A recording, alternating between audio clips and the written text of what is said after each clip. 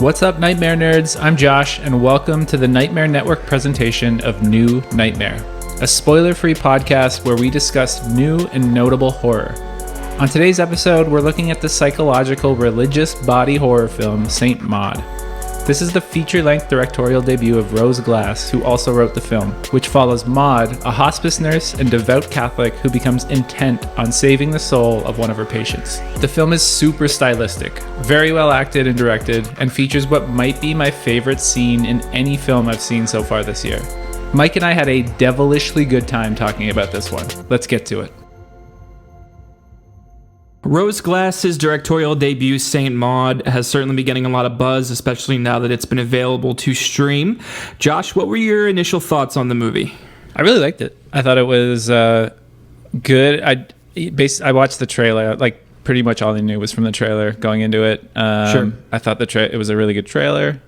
Yeah, no complaints here. I thought it was really well done. I thought, in terms of even just like a directorial debut, like super stylish. Yeah, it was definitely a mature narrative that was going on, which is especially surprising for a rookie directorial debut. For me, I had seen the trailer, like I said, a few times. I'm pretty sure the trailer first premiered last year before the pandemic, and this was one of those movies that got pushed and pushed and pushed. Yeah. Finally, Epix was able to get the rights to it. They put it out on their channel. So if you guys are itching to watch this, you can find it on Prime with an Epix expansion, which is how we watched it. And it was really great. It was a really immersive experience because it really tries to get you inside. Quite literally inside the main character's head, inside of Maud's head, and really show her. I don't know if the word struggles, but I guess her journey into whether it's fanaticism or insanity, I guess, is the viewer's call. Yeah, it kind of it walks this fine line of it's a religious, thematically a religious film, kind of along the same lines as like a Exorcist or exorcism movie, Exorcism of Emily, like name one. Sure. Right? But her struggles, it was this interesting line walking of her struggles with her religion, and then her struggle, like, is she struggling mentally? Is she hearing voices, or are the voices just voices in her head? Like, it's yeah, and I thought that was really well done in this instance, because it felt to me, not stylistically, but thematically kind of like a documentary. You could definitely see this as a statement of religious dedication and the challenges that the modern world kind of throws into modern day religious practices. But at the same time, at the other side of the aisle, you could definitely see this as a coping mechanism for mental illness and trying to attribute definitions to something that is just completely false, right? And to me, I thought that was a really great part of the film. I personally think that you can tell which side the director leans on, but it's really a fantastic way to kind of split that gap and say, yes, this could all be real and a testament of her faith, or this could be all in her head and a testament to her mental health. Yeah.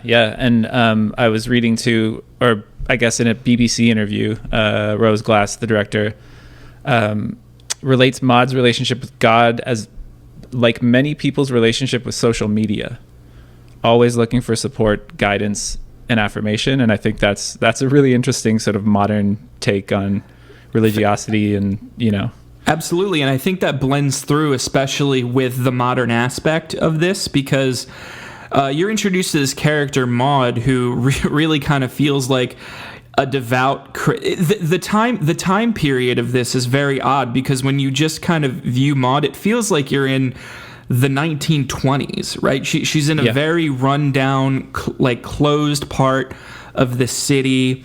She doesn't have a lot of technology in her apartment. She's eating soup because it's all she can afford, right?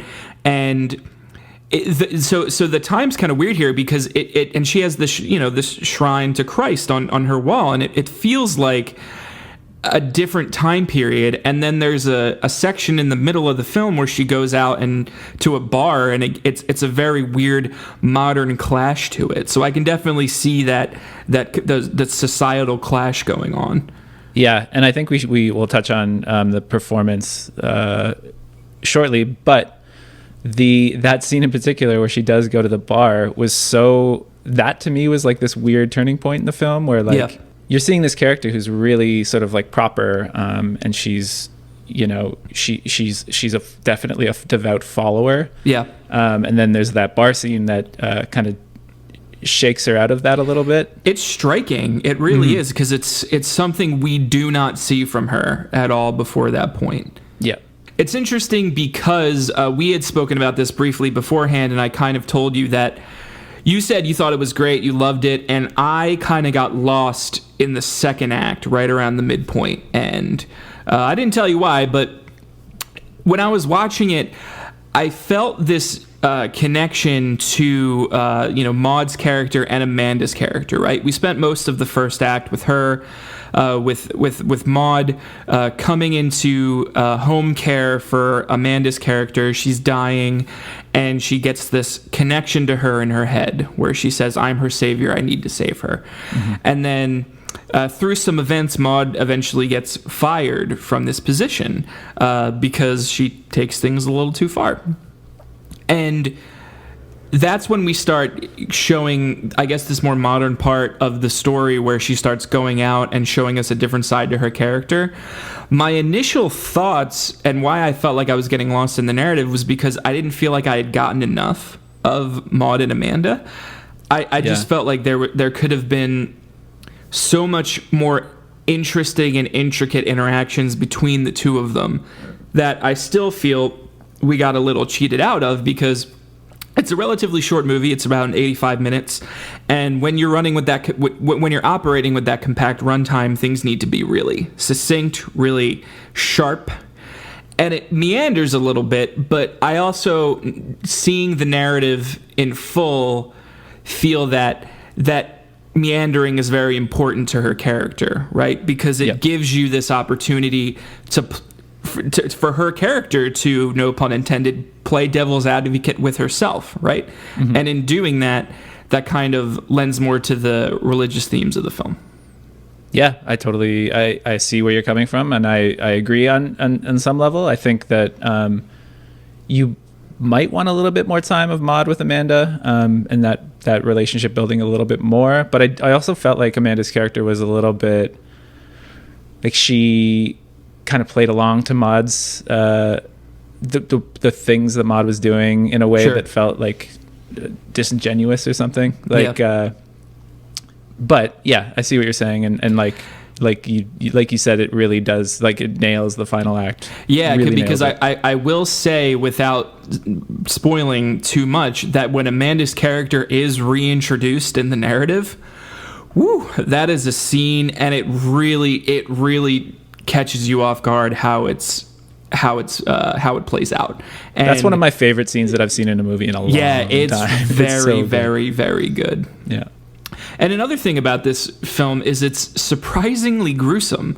And there's a lot of, I guess, what we Reformed Catholics like to call self-flagellation in this film. A lot of it is kind of Maud punishing herself. And in one specific instance, and I think you see this in the trailer, so it's not really too much of a surprise, but she sticks nails through a Christ picture and puts those in the sole of her shoes, which she's putting them in the sole of her shoes. This is a battle for souls. I'm just saying, there's a lot going on here. But she puts them in the soles of her shoes, sticks her feet in, walks around. There's a lot of gruesome aspects, gory aspects to the film. They're scattered, but they are very strong. And while I was kind of watching this, I decided to look into the style of this film. And I was reading an interview in Vulture about how Rose Glass, the director and writer, was asked by a male journalist if she got squeamish filming gore scenes.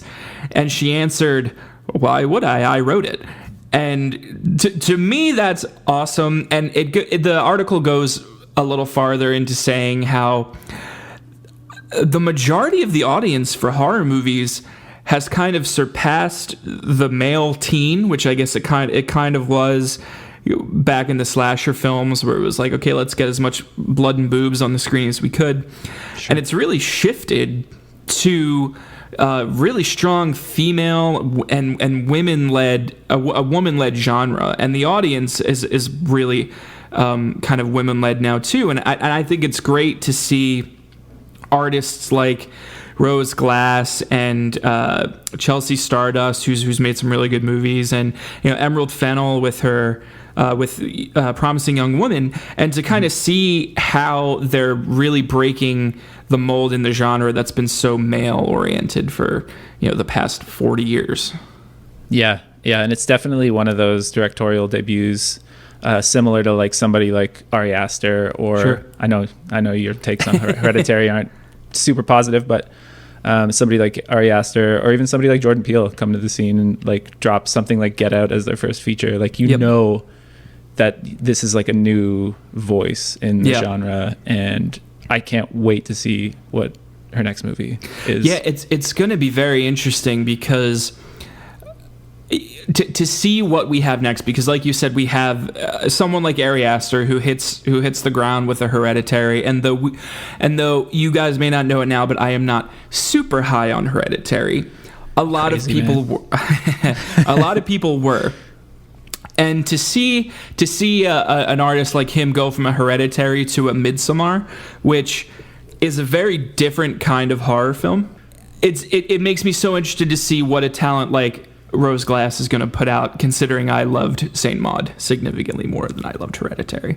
Because I feel like you can correct me if I'm wrong, but this movie kind of transcends the traditional horror genre and goes into a separate genre that I like to call A24 horror. Yeah. It's not really horror. It is, but it's not pure horror. It's marketed horror. You know what I mean? Sure. And it's the same thing with Hereditary. It Comes at Night, I'm pretty sure, was a A24 movie. It was, yeah. Where it's more focused on the drama of the characters, and that instances in these plots could be considered horrific, but at the same time it's very character centered, very character motivated. Yeah, that just gave me an idea for our genre podcast to do an A24 horror. A24 horror genre. Yeah, I think that would be fun. That'd be very interesting. Yeah. Which is a total credit to their studio, right? Like A24 for a really long time was known for those independent kind of art house movies, and nowadays they're pumping out horror like nobody's business. I'm pretty sure The Lighthouse is another A24 horror film, which again is not your conventional horror movie, right? It would be interesting to see someone like approach an A24 film with a slasher mindset. You know what I mean? Like, I wonder what that would look like. I want to see people who like are established filmmakers, like even like art house film. Like, I would love to see a Wes Anderson horror movie, if you just went pure horror. That would be really, really, really interesting. And I've been saying this for a long time. I am not the biggest Tim Burton fan in the world, and I would love to see Tim Burton make like a normal drama. Like, I think the closest he ever came was Big Fish, right? Which is why I think Big Fish is one of his best films, because it's grounded in reality versus these other films that are just kind of, I feel like they are quote unquote gothic, quote unquote gothic, for the sake of style over structure. A lot of it I feel like is unmotivated, but then you have Big Fish where it's these kind of parallels between the two worlds, and that's what makes it grounded. So I would love to see like that kind of filmmaker really step out of their niche and really do something different. And I think A24 is a cool enough company where they're doing all these different things with horror and horror conventions that different filmmakers, the Wes Andersons, it would be cool to see like a Chris Nolan horror movie. You know what I mean? Like, I want to know what that guy can do with a horror script. Yeah, I guess it's just a matter too of like, do those very specific types of filmmakers, do they like even like horror? Do they have an understanding of it? Like, I don't know. Who knows? Yeah. But then you also had, not to get too far off of Saint Maud, but then you also have those like horror champions like James Gunn who are making Guardians of the Galaxy films, but started out making trauma movies, right? And making Slither, and really great kind of really B horror movies like that. I think you'd be surprised to find that a lot of big hitters started in horror, Yeah, totally. Yeah. So let's just like start to wrap things up here. I wanted to get your take on I believe it's pronounced morphed Clarke's performance in this film, because I don't think I've seen her in anything else. She looks a lot younger than she is. I think she's 30 years old. Yeah. She was in Pride and Prejudice and Zombies a few years ago, which I was unfortunately not. I've never seen it, but I was really interested because the guy who wrote the book also wrote Abraham Lincoln Vampire Hunter, which is a great book. Terrible movie, but she was fantastic. Her performance really helps ground this movie in terms of asking that question, what is going on? She does an amazing job of both convincing you she is a devout Christian experiencing visions from God and losing her mind at the same time, right? She's fantastic. Yeah. And there's not a whole lot of dialogue, I would say, unless I'm just getting that wrong, but she's not talking a whole lot in the film, and I found myself just wondering what she was thinking a lot of the time. And she was just so good at portraying that. Yeah, which is interesting because I did notice this, there is a voiceover, right? The first half hour of the film is voiced over by her, and she's kind of explaining to you what she's thinking. And I'd have to watch it again, but it felt like as the movie went on, the voiceover became less and less apparent, which led you to think, what is she thinking more often? Because I think in the beginning, as she's more quote unquote sane and with it, she's more upfront to the audience with what she's thinking. And then as the narrative progresses and as she's slowly kind of losing herself, and we see these little tornado spirals all over the place, which was fantastically creepy. So the last thing I want to talk about before we wrap this up is something that you told me was a hot take. And I want to see how you really think about it, because we talked about the A24 horror film.